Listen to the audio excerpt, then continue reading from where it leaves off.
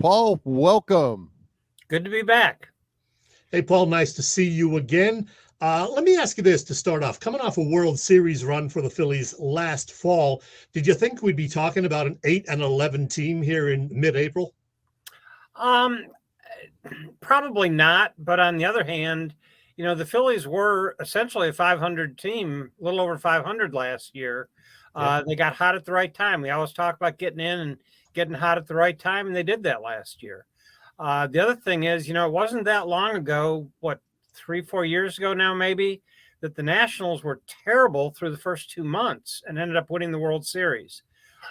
So I know it's hard to watch some of the way the Phillies were playing earlier this year and say, you can't overreact to it, because when you see the bad base running and you see, you see some of the stuff we saw, the team was just not scoring runs at all. And then all of a sudden they scored 15. And then a couple nights later, they almost get no hits. So, it's just been that kind of season so far. You've got to believe they're better than this, but this is a tough division. And I certainly don't think, I don't think you can, buy your playoff tickets just now. I wouldn't. Yeah. Hey, Paul, I have to ask you right off the top. I'm excited that Bryson Stott is in the leadoff spot. Trey Turner in that second spot. Granted, we're only 19 games in, but those two guys look like they are going to be a lot of fun. Yeah, I mean, they got a chance to be. Bryson Stott, of course, is off to a great start, and Trey Turner is one of the best leadoff top-of-the-order guys in baseball. I thought it was kind of funny. They hadn't scored many runs, and then the other night, the first night they had Stott in the leadoff spot, they went out and scored 15. So, of course, after the game, somebody said to Turner, well, how do you feel about this? And he said, well, we scored 15 runs. So what can I say? It really worked out great. And I said to him, I said, well, yes, you're right. The inning that Bryson let off and got on, and then you got on, you guys scored 5 runs, but there were 2 innings after that where you let off the inning with a hit and got on, and you guys scored 4 runs in each of those innings. So I think either way, you got a pretty good 1-2 punch there at the top of the order. Yeah. Hey, you mentioned Bryson Stott. A year ago, when the season started, there wasn't even a guarantee that he was going to make the team. Same with Alec Boehm. There was talk of, maybe not using Boehm as the starting third baseman. Boy, what a difference a year makes for those guys, huh, Paul? Yeah, I mean, you got to have a little patience sometimes in this game. You can't expect guys, even, number 1 draft choices, to necessarily come right up and contribute. It's a tough game, and it takes a lot of hard work and adjustments. And, the jump even from AAA to the big leagues is just enormous. And, so like I say, sometimes you just got to be patient with these guys and with those 2 guys. And I would say I would throw Brandon Marsh in there too. Yeah. There's a guy who had been a really stud prospect for the Angels. They didn't have patience with him. They moved him, and now it looks like he might have finally found himself. Well, a lot of excitement around Bryce Harper maybe making an early return. Do you like the idea of playing him at first base, or you think they're being a little impatient and should just wait their time and let him come back healthy and be able to do what he does best? Well, I have to preface this by saying I'm not a doctor, so I don't know what the medical reports are. And even if I did, I'm not sure I would know what it meant. But it seems to me that if he can hit, then they have the DH in the National League now. Why rush it? Why? I mean, I know they got a lot of DH types on this team and a lot of people who can DH, but they did pretty well with him DHing in the second half last year. And I just don't know why you would take the chance. But that's just me. I'm sure the doctors are telling them that there's no problem. If the doctors were telling them there is a problem and they're doing it anyway, that would seem kind of short-sighted. And again, it's not like if this was 3 years ago and there was no DH in the National League, I'd say, well, okay, maybe you need to try to find a way to get him in the lineup. But I just don't understand the rush to play him in a position he's never played before when you can get him in the lineup without doing that. Well, yeah, they lost, of course, Rhys Hoskins for the season, and now Derek Hall, who was playing first base, is also hurt. So I think they're just doing it kind of as an option and see how he does, in these practice games and whatnot. We don't know for sure if it's going to happen, but, maybe it'll make him feel like more a part of the team. I know he missed being out in right field last year when he came back. So I'd be okay with trying it for at least a few games, see how he does. I think the real concern is with him sliding from what they said. So he's got to be careful with the sliding. I don't know. I'd love to see him back in the lineup, though, for sure. Yeah, I mean, I don't have a problem with Alec Boehm at first and Edmundo Sosa at third either. Yeah. I mean, that seems to have worked out pretty well, the games they've tried that so far this year. I just think it would be a real shame if he went out there and a runner ran into him, or he tried to snap off a throw, being a competitive guy, tried to snap it off to get a double play a little harder than he should have and re-injured it. I just don't know that the risk is worth the reward when you do have a much safer option. Mm-hmm. And of course, he could be at the plate and get hit by a pitch. So there's no guarantees in this game, but I just don't know that I would personally, if I would risk it. Hey, Paul, Rob Thompson got away with a lot last year, I think, with juggling his lineup and juggling his bullpen throughout the entire. He started the season kind of doing a lot of that already. You've been around baseball, your whole life, and we all know baseball players are creatures of habit. Is this a good thing by Rob Thompson, or do they need to let these guys settle in and get to their spot? Well, I think in a perfect world, yeah. I mean, all the relievers say, I want to know my role. But I forget who the old manager was who said your role is to pitch when I give you the ball. So, I understand the players like that. But you're right. I mean, last year they did a lot of mixing and matching. And honestly, with the sabermetrics being what they are today, I understand why you might not want to just go, here's your seventh inning guy, here's your eighth inning guy, here's your ninth inning guy, because those innings aren't always created equal. As the analytics people like to point out, sometimes the high pressure inning is the seventh or maybe even the sixth. So it's great to have a shutdown guy come in the ninth, but if you don't hold the lead till the ninth, then I guess it doesn't really matter as much. As far as the lineup, and the other thing I would say is, really now they've had two starters get to the seventh inning now, which I think is great. I was a little concerned about just burning guys out early on. But then again, if your starter's only going 4 innings, what are you going to do? You kind of play the cards you're dealt as the game goes along. We were talking before the show started about Rob Thompson had a quote the other night after one of the games. He said, "Yeah, this was a great night. I only had to use 3 relievers." I can remember when 3 relievers was a lot, and one of them might have pitched 2 or more innings. So, but baseball's changed, and that's fine. But these guys only have so many innings in them. They're not trained to pitch 80, 100 innings for the most part. So I think overuse is probably more my concern rather than the role. Paul, we'll talk more about the rules changes in a little bit, but 2 of the guys who seem to be most affected by the pitch clock are the 2 aces, or the top 2 guys in the rotation. We're talking, of course, about Aaron Nola and Zach Wheeler.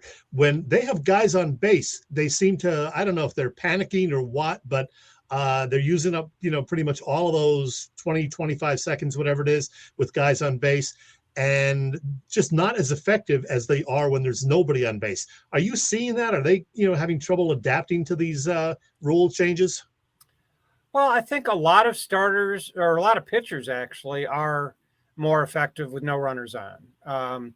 They can go full windup instead of pitching out of the stretch, which is certainly a thing.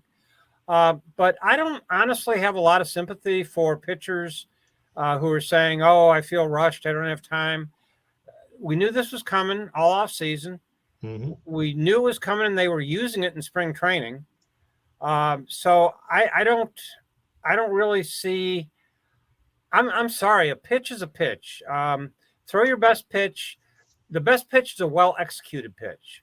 So I don't think you have to sit there for 45 seconds to try to decide which pitch you're going to throw and make that big a deal out of it.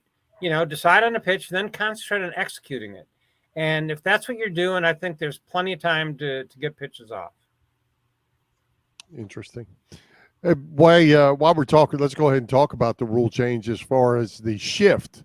I think it's probably leading to some more offense, at least this early, and it does appear, whether it's the shift or the bases, that we're seeing a lot more stealing bases here early in the season. You in favor of these or no? I am in favor of some of the rules, and I am not in favor of some, and I'm kind of about at least one, and that's the shift. I think I like the game better when the fielders are playing where they're have traditionally played, and I do think it makes it a fairer game for the hitters. At the same time, I think if I'm a manager and if I wanted to play my other 7 fielders all in right field, I think I should have a right to do that. One of the great cliches in baseball is that it's a game of adjustments. And if the defense wants to make that adjustment, they're taking something away, but they're also giving something in return if I can take advantage of it. But I don't have a real problem with it. I do love the pitch clock. I think what we've seen so far is how much really dead time there was. I'm not a big fan of the limit on the number of throws over or disengagements, as we like to say. Mm-hmm. Because I can remember back in the old days in Montreal, they had a hand-drawn chicken that they would put on the scoreboard every time the opposing pitcher threw over, and the fans really got into it. So I think it can be fun. I think it can be part of the game and adds to the suspense. I'm shocked that the number of stolen base attempts is up the way it is. I just can't believe that 3 inches makes that big a difference. But I do think bringing the stolen base back is good for baseball. So if that's going to be the effect, I didn't like it because I didn't think it was really going to matter. But so far it's mattered. So, I absolutely love both of the changes. I understand where you're coming from with the shift. And to an extent, I agree that you should be allowed to play guys wherever you want defensively, but I like what it's done for the game, that there are, more hits now. And the pitch clock, I absolutely love. I mean, we're seeing 2.5-hour games now a lot, like today, an entire doubleheader in 5.5, 6 hours, even with the 40 minutes in between games or whatever. So my time is precious, Paul, and I like, these faster games.